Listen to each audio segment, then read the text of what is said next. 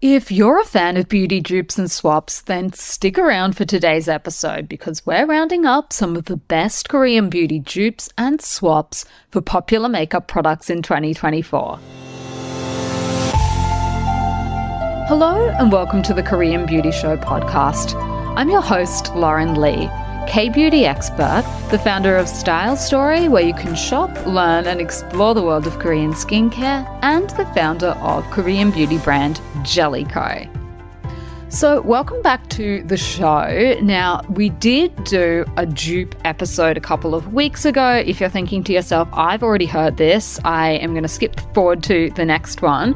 This is specifically for makeup products. So the dupe episode that I did a couple of weeks ago was specifically for skincare, but there are so many awesome swaps at the moment in Kbeauty land for makeup products that by the time I had sort of put them all together, I thought that this actually warranted its own separate episode. So that's what I decided to do, break them up down into skincare and makeup.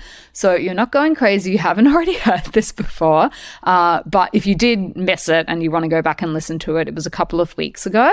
So without any further ado, let me get into this giant list of swaps that I have for you guys. One caveat that I always give when we do these episodes is that these are just products that I think are a good swap over. I am not suggesting that any brand has gone out and deliberately tried to copy, steal, anything shady. It's a natural thing that when you're releasing products to the market, people start to compare them and go, well, is this similar to anything else that already exists? So that's really the purpose of this episode. No shade to any of the brands that are mentioned. And, you know, if one of your favorite products happens to be on here and you're like, how dare you? I apologize in advance. These are just some ones that I honestly think have similar crossovers and that people that like one will probably like the other. So with that out of the way, let us jump in to a really, really great swap that I've actually been loving using in my routine at the moment. And that is a swap for Dior Addict's Lip Maximizer Gloss in the shade 002 Opal, and the product that I have for you as a crossover is Rom&nd's Glasting Water Gloss in shade 00 Meteor Track. Now, because we're talking about makeup and a lot of the time shades come into it, don't worry about like writing all of this down. I do have it in the show notes and I sit there and tediously write them out every single week. So if you're looking for them, you can scroll down a short way in your podcast app. If you're listening on like Spotify or something like that, and I will actually have a link there to the show notes. You can click on that and I will have links to all of the products in there so that you don't need to stress if you're just listening casually when you're out and about and you're like, oh, I actually am interested in that one. Go and check the show notes.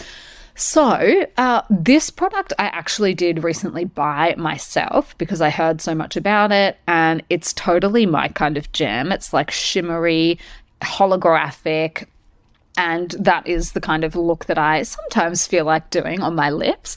So they're both extremely popular. Obviously, Dior Addict is extremely expensive product because it's a luxury product.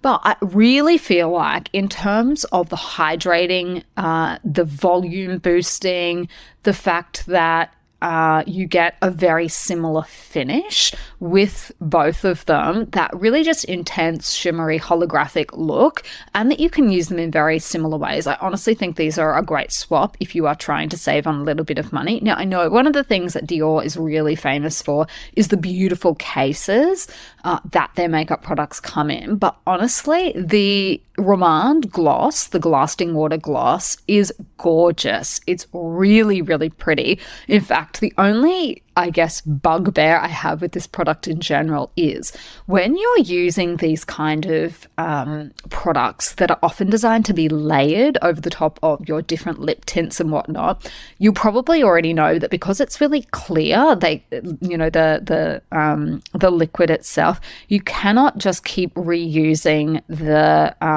brush that it comes with over and over again because it gets really manky and then the whole thing starts looking disgusting.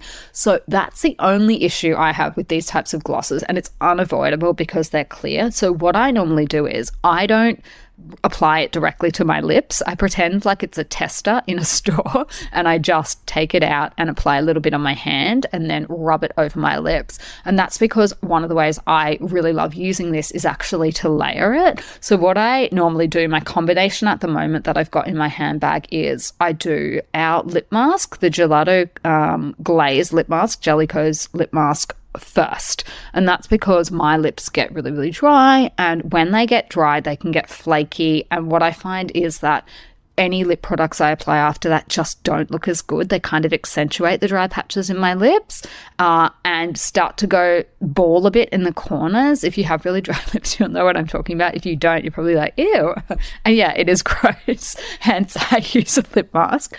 Then what I do is put my lip tint shade on that I actually want to wear for the day. And I've got a couple that I'm really loving at the moment from Rom&nd's collection.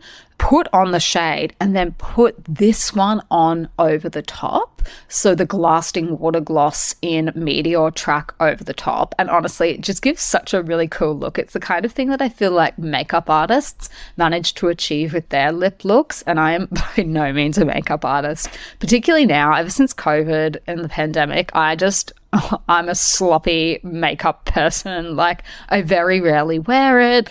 I don't have time often in the mornings just because I've got too much going on. So when I'm doing my makeup, I want to make sure it looks good. And I feel like that combination of those three is really, really, really pretty, which is the kind of lip look that I like. So if you do need to maybe cut down on expenses, or you're just looking for a bit of a swap for your Dior Addict lip maximizer, then that is the one I would suggest. I honestly really love it, and I think it looks quite similar too.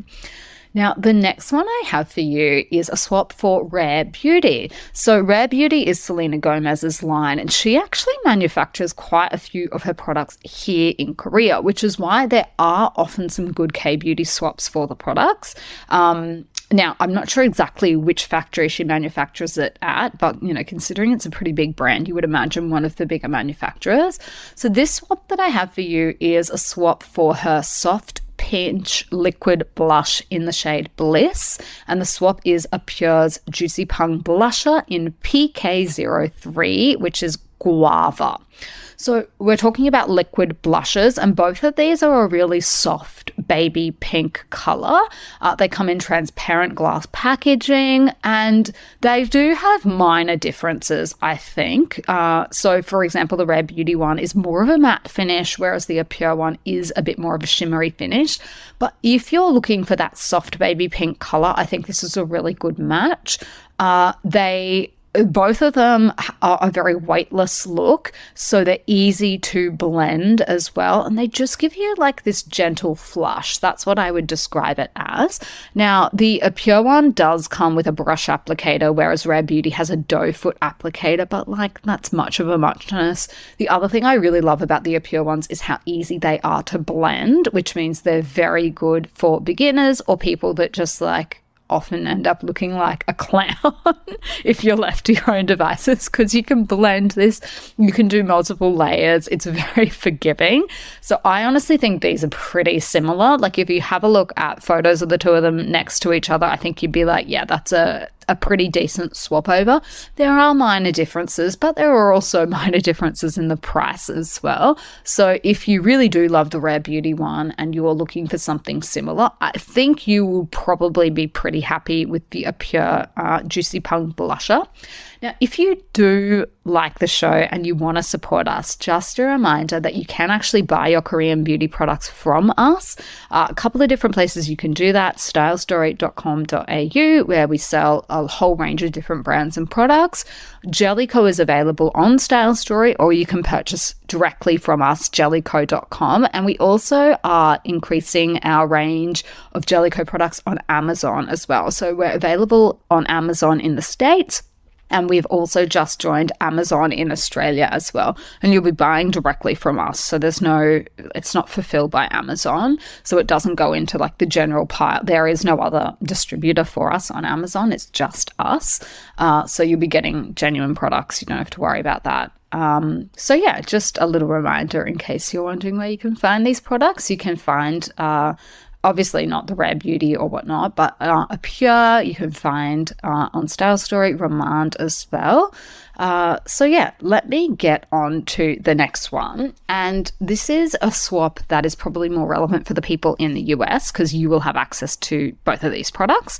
And that is Glow Recipes Sunscreen. So they're one that has niacinamide and hyaluronic acid in it. And the swap I have for you is Heimish's Artless Glow Base. So the Glow Recipe Sunscreen, it's not available everywhere because it is because of the sunscreen regulations. So, for example, I don't believe it's available for purchase in Australia. It complies with the FDA regulations, the US FDA regulations. So I guess what that means is naturally they're using older filters because that's all that is approved in the US. The US is quite behind, really, with the kind of filters that they're using. However, this is SPF 50 and it's a good option to hydrate, give your skin a little bit of a glow, and then it's also got skincare ingredients in it as well. So it's got your niacinamide, hyaluronic acid, aloe. So I know a lot of people really like that one because it does give you that nice glowy base.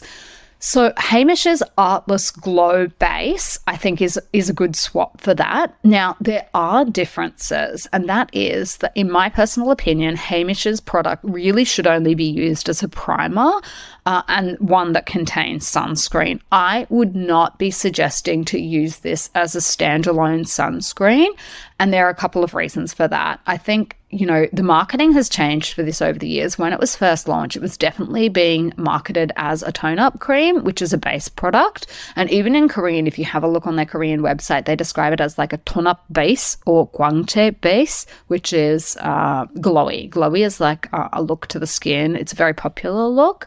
And so it's basically designed to give you that pearlescent pink finish that is really popular in a lot of Korean tone-up creams.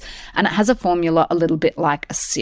Now, the reason I say to use this as a primer and not as a sunscreen is for a couple of reasons. One is because of the amount that you'll apply. I think if you're using it as a sunscreen, I just don't know that you're likely to get the stated level of protection if you are planning to layer it under makeup. You guys know how much sunscreen you need to use, and sunscreen and makeup, the way we apply makeup, ends up just being very, very different. You apply a lot less. And I think you're also less likely to reapply it as well. The other thing is that the UVA protection likely is going to fall short of what you will need. And the reason is that this product is a PA+++.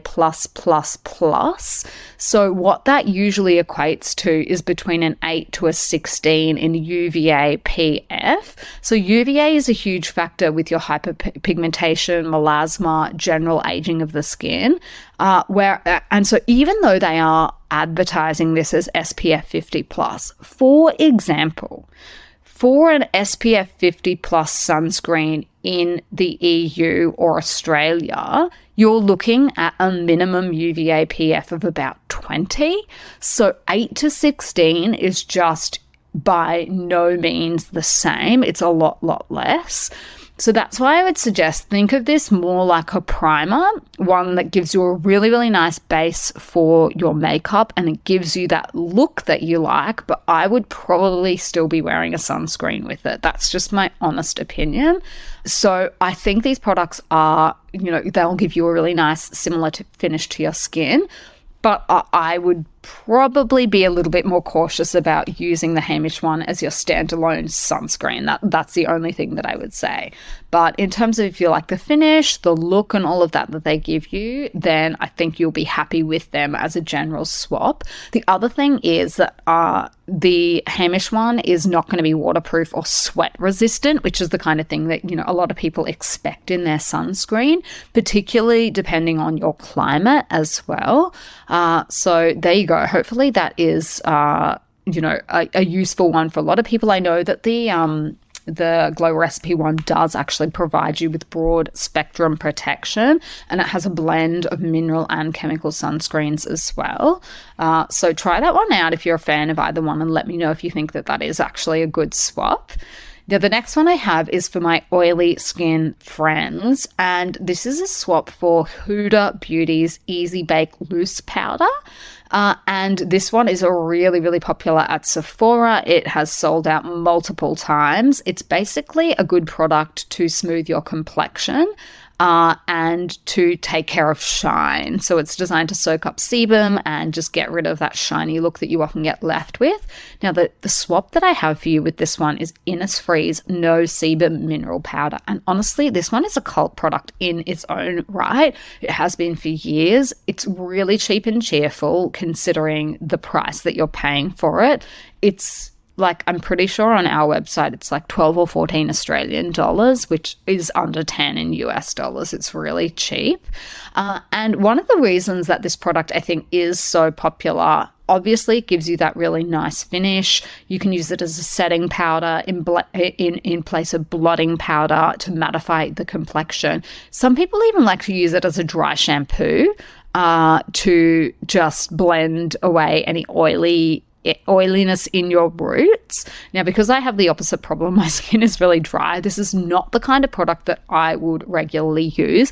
But the reason that this product is, I would say, a bit of a standout on the Kbeauty market is just because it's surprisingly difficult to find loose powders, mineral powders, powder packs, and all of that sort of thing. And that's just because of how much the dewy look is prized in Kbeauty. I think it also has a lot to do with the fact that, in winter here, particularly in winter, I don't know how many people would need to set their makeup with powders. It's really more of a summer thing. And because Innisfree is obviously exporting a lot of their products overseas, I think this is the kind of thing that they have developed probably more for the overseas market, although it is extremely popular in Korea. It's just not a kind of product that you can find very easily. And that's something that a lot of people, it's a bit of a head scratcher for them if they come to Korea. They're like, I need to pick up a loose powder. Like, what do they have available in Korea? And it's like, actually not that many options, and even less options that are really as popular as this product is. So it's quite a unique product in that respect. And also the price is just unbeatable. So if you are looking for a good option, loose powders can get really expensive. That's the other thing. I think I picked up, the last one I picked up when I was overseas was the Rare Beauty one, and that one was not cheap. So if you can find something that works really well, that doesn't cost a fortune, that's a win in my book. So try that one out if you do have oily skin. I think you may enjoy it. The next one I have for you is a swap for IT Cosmetics CC cream, and this is the oil-free matte version with SPF 40+. Now, I don't know if this is currently still the case, but I know in the past IT Cosmetics did actually manufacture a lot of their BB creams in Korea. So again, if you like that Korean BB cream look, a lot of people found that they enjoyed those BB creams as well. So the swap that I have for you for that one is Missha's Imperfect Cover BB cream. That is a cult favorite product, but I do think that if you like the oil-free version of the IT Cosmetics, you will probably like the Missha one as well. And as you would expect with a Korean BB cream, the ingredients list on the Missha product literally reads like a skincare product. It's got glycerin, squalane, ceramide, sodium hyaluronate, adenosine, lots and lots of good things in there.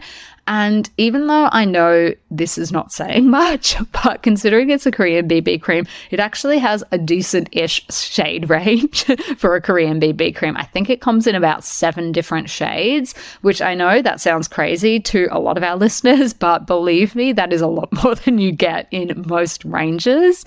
There are exceptions. Particularly, there are some companies at the moment that are doing like a personalized shade match. So they obviously have a lot more shades available than that. But if you are shopping here in Korea, you will notice that most BB products, BB cushions and creams come in 2, maybe 3 shades. So if you've got 7, that's like at least double that.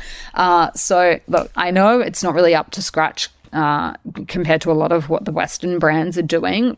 But, I just don't think a lot of Korean companies can honestly make that kind of a shade range work in terms of profit, just considering who their main market is and the fact that so many people here are a similar shade. Now, that's not the case for everyone. Some of my friends here are definitely a lot darker, and, you know, they complain about that and basically say, I have to go to Sephora because that's the only place that I can get like the darker shade range. You know, tanning is definitely in amongst some people in Korea, and Koreans can get unbelievable tans, honestly.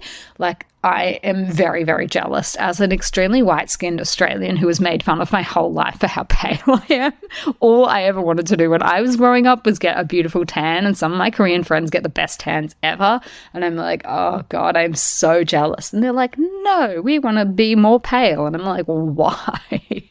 My whole life I've heard, oh, you look sick. Are you feeling okay? Like, if you go without makeup as a really pale person, people think you're on your deathbed. But anyway, that is a tangent. Suffice to say that Missha does have a slightly bigger shade range than other Korean brands have. And hopefully, if you are a fan of the oil-free version of It Cosmetics CC Cream, you will also enjoy Missha's product as well. And I'll have links to that in the show notes. Now, another swap that I have for you that hopefully some of you will enjoy is for Charlotte Tilbury's Pillow Talk lipstick. Literally a viral product.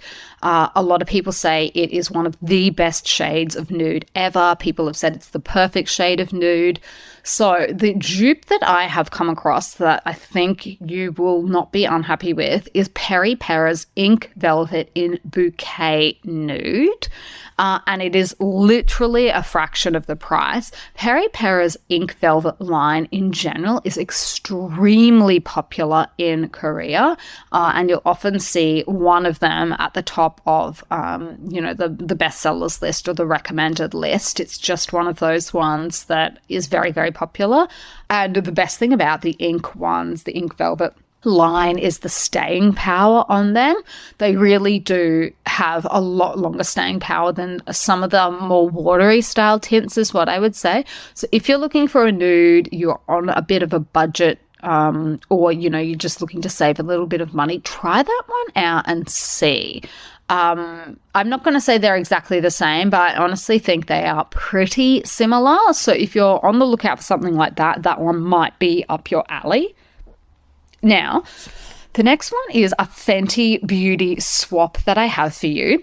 And this is for Fenty Beauty's Poutsicle Hydrating Lip Stain in Mai Tai. And the swap is Rom&nd's Dewy Full Water Tint in shade 6, which is Thulian. So Fenty Beauty, obviously extremely popular, but I think both of these products will appeal to a similar crowd, and that is people that like long-wearing, smooth-textured, like that sleek glossiness that you get on your lips. Now, the good thing is with the Rom&nd ones, you can build them up, so you can keep layering it to get sort of a more impactful tint, and it doesn't ever feel sticky. So Rom&nd is literally the king or queen, I don't know what you want to call it, of tints, really, lip tints in Korea. And they just keep releasing more and more variations on their tints. So they've got so many different colors and they've got so many different finishes as well. So if you do like the Fenty Beauty one, try that one out. You will probably enjoy major savings and hopefully you'll really like the color as well. So I have one final swap, 2 products. So it is a swap in this case for Rare Beauty's Warm Wishes Effortless Bronzer Stick. And the swap that I have for you is Etude House's Play 101 Stick Contour Duo. So basically a bronzer stick. So amazing product for anyone that likes just that like sun-kissed or warmer look to the skin.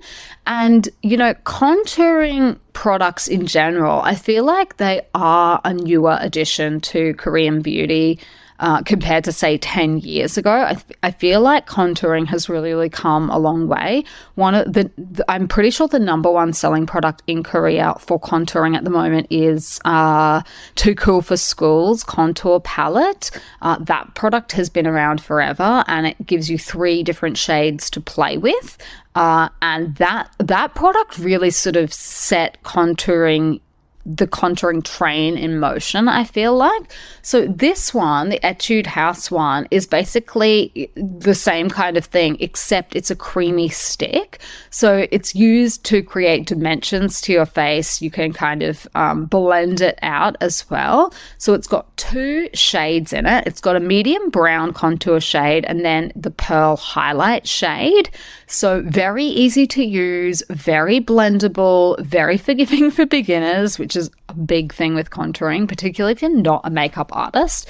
I have found for myself personally that the powders do not do me much justice a lot of the time. So a cream contour is definitely the way that I go. And I feel like now that I've found one that works for me, I can finally understand what it is all about. But when I was trying to play around with powders, this is just me personally, I'm a bit of a dunce with makeup, so don't take this as gospel, but I found like I looked like I got punched in the face, or like I just didn't have the right shade on, you know, like I had the wrong foundation shade and hadn't blended it out properly. But for whatever reason, creamy contours just work better for me. So this is just a really good one. Etude is obviously the one of the junior lines for women in their teens and 20s is really who they're targeting with Etude's line. But, you know, plenty of people use contour sticks. If you're after something that is going to be a little bit cheaper, then that might be a swap to look into. Particularly, I know like Rare Beauty, the prices do get a little bit up there. If you absolutely love it, then, you know, obviously keep playing. But if you are looking for something similar but a little bit, you know, at the lower end of the market, this is one that I would suggest for you. So look, I've given you a whole range of different ones. We've got some blush swaps in there. We have a few tint swaps. We've got a sunscreen / primer swap, a BB swap. I'm sure there are products that I've missed out on. I was trying to think and I was like going through everything that I could think of. If I have missed something, let me know. You can find me on Instagram. I am at Lauren.Kbeauty. If you've tried any of these already, please let me know what you think. Again, I feel like with any conversation with dupes, it's always, I don't know, like some people will be like, oh yes, it's a really good swap. And then other people are like, nothing will replace the original for me. So I think it really does depend on which side of the camp that you end up lying on. But for a lot of products, I just think that you can achieve at least similar results with a different product. Like it doesn't have to be that exact product. And makeup, honestly, I feel like it's getting really expensive these days, particularly in Western countries. I mean, I'm hearing more and more Americans complain about the cost of makeup, and Australians, it's just like on another level altogether. Like everything in Australia is expensive, but makeup in particular is getting quite crazy. Like there's one Australian brand at the moment that, speaking of dupes, that does a lot of dupes for lots and lots of different products. And probably the number one criticism that I hear of them, apart from the fact that a lot of their dupes are very blatant, it seems, is just that the price, considering that they're dupes, the price is not exactly dupe pricing. But I know that like cost of living pressures are affecting a lot of different people, and a lot of companies have had to raise their prices, including Kbeauty companies. They're not immune from this, but I just think they're a little bit cheaper to start with because Korea is such a manufacturing hub. So if you are on the lookout for something, you know, same but different, a little bit similar, then check out some of these. Let me know what you think. I'm going to finish today's episode here. But I will be back in your ears shortly. So in the meantime, make sure that you stay subscribed. If you have the chance, if you could be bothered, I would absolutely love it if you could give us a rating or review as well. All right, until next time, I will see you on Style Story.